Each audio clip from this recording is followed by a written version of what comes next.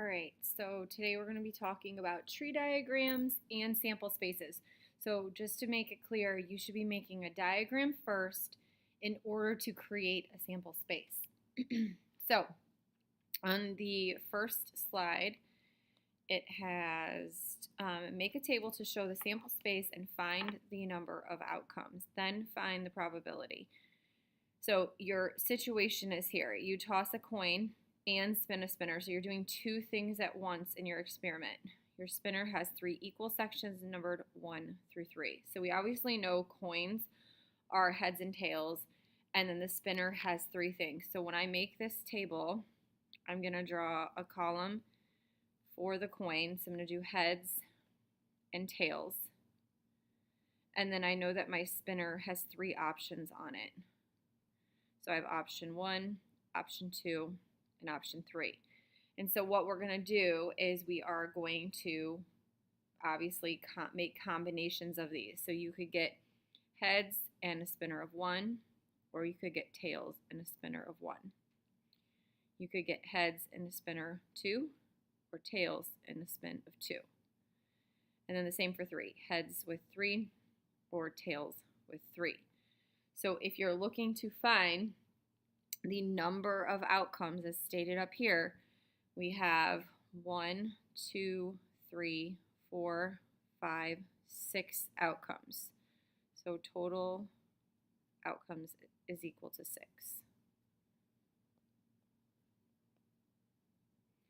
So if you go back over to these questions, find the probability of tossing a heads and spinning a 2. Well, if you have 6 total outcomes and you can only get heads and 2 one time, your probability is 1/6.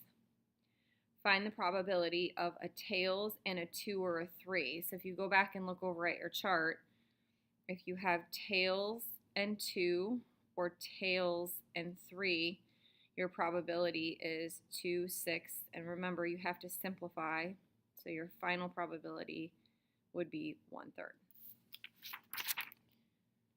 Moving on to the next one.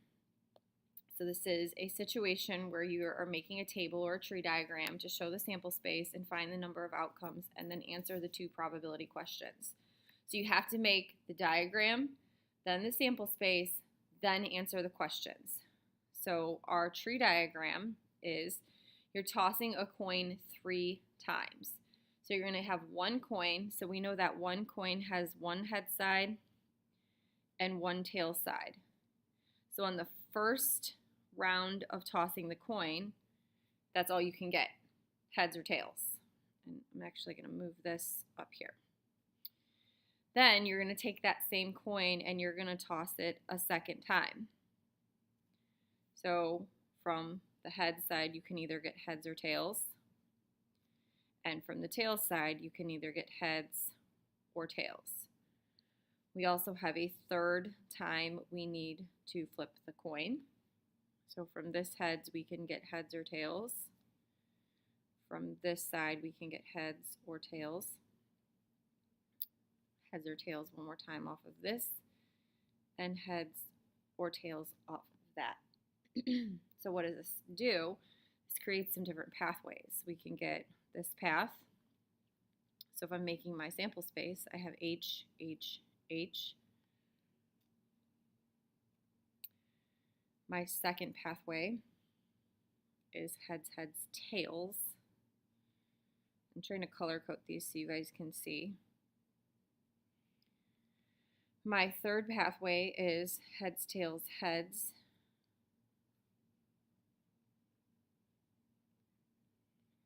My fourth pathway is heads, tails, tails.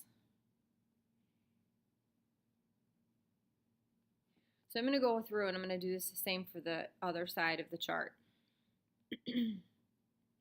So I get tails, heads, heads. And you can see the pattern going. I'm going to use the same color here. Tails, heads, tails. Tails, tails, heads. And then tails, tails, tails. So you've now completed your sample space, and now you can go through and answer your questions. Find the probability of at least one tail. So you're going down to your sample space, and I would use a color and I would find all of the samples that have at least one T in them. So that's 1, 2, 3, 4, 5, 6, 7. And then you need your total outcomes. So obviously we didn't count one of them, so our total outcomes is 8. Then find the probability of 3 heads. So I'm going to use my highlight tool this time. So I have 3 heads in a row, so 1 here, and then I'm going to scan through and make sure I don't miss any, which I don't have any others. So that's 1 over an 8 total on the outcomes. On the next slide, I'm going to do this one. If you feel like you're getting the hang of this, you can go ahead and try this with a partner and we can press pause to the video, or you can just watch along as I do this one. So you're going to make a table to show the sample space and find the outcomes for rolling a die and flipping a coin. So the theoretical or the facts that we know are that one die has 6 sides. So I'm going to write out all 6 numbers here. The other fact we know is that a coin has 2 sides, and we know the 2 sides are represented by heads and tails. So for each option, you have a chance of getting a heads or tails for each of the numbers on the one die. So I'm just filling them in to make my tree diagram. And now I'm going to go through, I'm going to make my sample space right below my tree diagram. So I'm going to make all the combinations. So I have heads in 1, I have tails in 1, I have heads in 2, tails in 2, heads in 3, tails in 3, heads in 4, tails in 4, heads with 5, tails with 5, heads with 6, tails with 6. If you liked the highlight option, you would just be doing highlights like this. I'll give you an example. If you're not quite sure how to visualize writing down that sample space, here are all of your samples. That's where my sample space came from. So you can say that your total outcomes, you can count your sample space, and you can count that there are 12 total outcomes in your sample space. Now you go and easily answer your probability. Find the probability of getting a 2 and a head. So if I'm looking at my 12 outcomes, 2 and heads, I only have 1 out of the 12 outcomes. Find the probability of getting an even number in tails.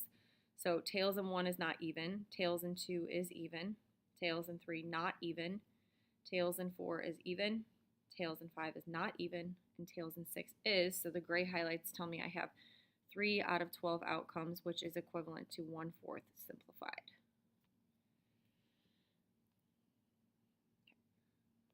Now I do want you to pause the video, and I want you to go through, and I want you to use a partner to try and do this. So you're having 2 spinners. On the 2 spinners, one spinner has 2 equal sections labeled black and gold, and the other spinner has 3 equal sections labeled red, blue, and yellow. So I want you and your partner to think about, how does the diagram work, how does the sample space come together, and then how do I answer these 2 questions. So pause this and then come back for my answers. So if you're coming back for my answers, here are what you're going to write. So you know you have one spinner with black and gold, so I'm going to actually use the words black and gold, and I'm going to color code them too. So black and gold. And then I know I have another spinner that has red, blue, and yellow. I'm just going to use R, B, and Y. So R, B, and Y for red, blue, yellow. And then the gold has a chance of getting red, blue, and yellow. From here's where I make my sample space. So I'm doing, and this you can abbreviate all the letters. I'm doing black with red. I'm doing black with blue. I'm going to write BL for blue. I'm doing black with yellow. Then I'm doing gold with red, gold with blue, and gold with yellow. So my total outcomes for this is 6 total outcomes when I make my sample space. don't forget about the questions. So my first question is find the probability of getting a black and a red. So I have, now make sure you don't confuse blue and black. So I have BR, black and red. And then I look through and I don't see any BRs left. So I know that I have 1/6 for my probability of getting a black and a red when I spin them at the same time. Find the probability of getting gold, blue, or yellow. So you have to get a G, a BL, or a yellow in your sample space. So gold, I'm going to look for all my golds first. Blues, so I know I have BLs represented my blues. There was one right here. And then yellow, I have all the rest circled, and then there's a yellow here. The only one that wouldn't count was your blue and your red. So your blue and your red. So find the probability of getting a gold, blue, or yellow. Gold, blue, or yellow. Okay. We would do 5 out of 6. All right. So those are your notes for sample spaces and tree diagrams. You are going to be doing 5 different scenarios. So when you download your student paper, there's going to be boxes for a tree diagram and a sample space for one, and then you'll see that for every single station. The stations are in Canvas, but they're also around the room. So please make sure that you're doing a tree diagram and a sample space for every single one.